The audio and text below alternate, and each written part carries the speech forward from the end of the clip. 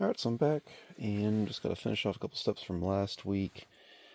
So I got to do a couple adjustments to these rods. I got to get the front bumper on, and then I can move on to working on the body and getting it on the chassis. Get maybe some electronics in here.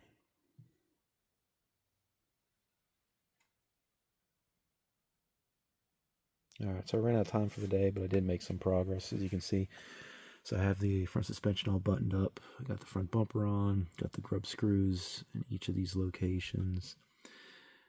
And then what I spent a lot of time on this morning was setting the clearances they want. So as the suspension droops, they want 3 to 4 millimeters between the rod and the frame. So I have mine at 4. And then once I got that set, I had to hold this rod still, and I twisted the end here, so everything's kind of, I guess, parallel to the ball stud.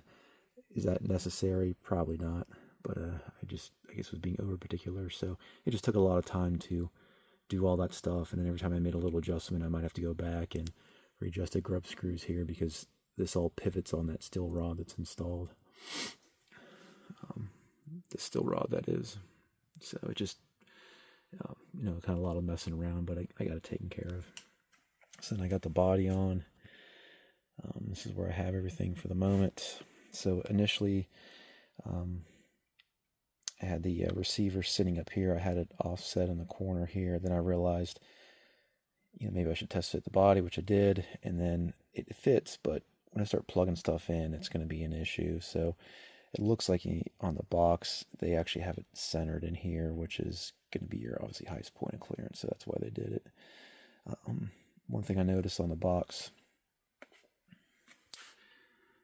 the instructions have,